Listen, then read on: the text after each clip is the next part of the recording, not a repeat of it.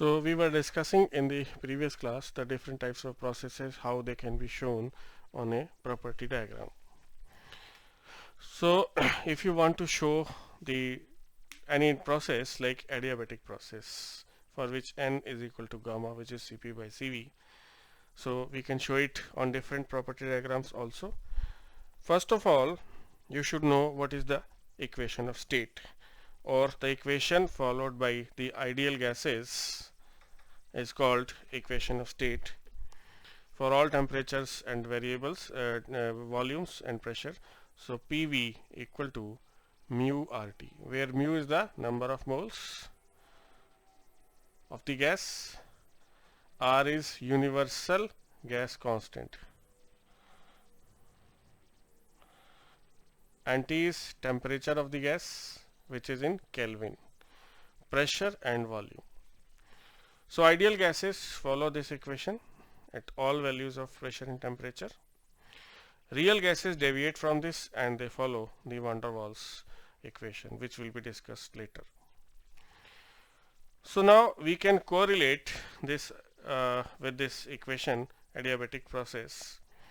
And as I told you, this is a general polytropic process for which the value of n can be an integer or a fraction or a mixed fraction, and some of these particular values of n are given here as I have shown in this diagram. So universal gas constant here means for which the value of R universal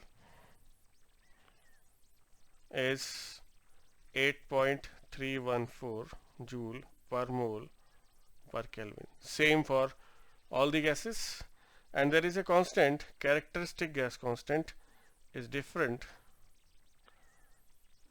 for the gases. All the gases, they have different value. If number of moles is equal to mass upon molar mass of a gas, so I can write PV is equal to m by m into RT. So this can be written as m R by m into T. This R by m is called characteristic gas constant of a gas. So R characteristic is equal to universal gas constant by molar mass of the gas constant. Like R for air is equal to 8.314 divided by taking the average molar mass of air is approximately 28.97. So you will get the characteristic gas constant of air by this. This is the difference between these two. So please avoid the confusion. Now if I use this equation, ideal gas equation with PV gamma equal to constant here. So as I told you that the equation in terms of P and V is PV gamma equal to constant. So you can show this with the help of a graph as I have shown here.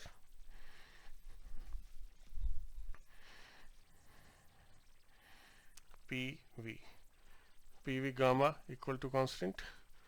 So if you differentiate by taking the log dP by P, I can write log P plus gamma log V equal to log C.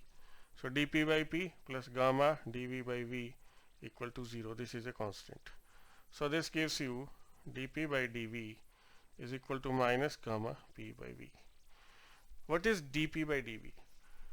For a process or for a curve shown on a graph, this is y, this is x, dy by dx is the slope of this graph. If I draw the tangent at any point here, this makes an angle theta with positive direction of x-axis. So dy by dx is tan theta. So dP by dV is minus, P and V are positive, gamma and positive, so this is negative. Means this graph is having a negative slope. So as you can see here, the angle made at any point theta is in the second quadrant where tan theta is negative. I can write this equation in two other forms by putting the value of P and V here. One is TV gamma minus 1 equal to constant. If I eliminate P from here, P is mu RT by V, put it here, this is the equation. And other equation is in terms of T and P. constant. So you can also draw these processes in terms of t and v also. If I take t here, v here. For this equation I can write that log t plus gamma minus 1 log v equal to log c, differentiating dt by t gamma minus 1 dv by v equal to 0, or dt by dv is minus gamma minus 1 t by v. Now you can see that gamma minus 1 is always positive, gamma is always greater than 1. T and v are positive, so dt by dv, which is the slope on this, is negative. So this will also be will be like this. And if I talk about the third process, gamma log t plus minus gamma minus 1 log p equal to log c, differentiating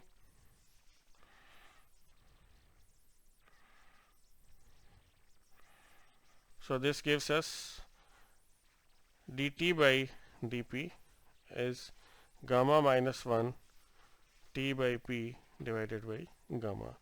Gamma is positive, gamma minus 1 is positive, t and p are positive, this is positive slope. So if take t on this axis, p on this axis, this slope is positive. The process will look like this.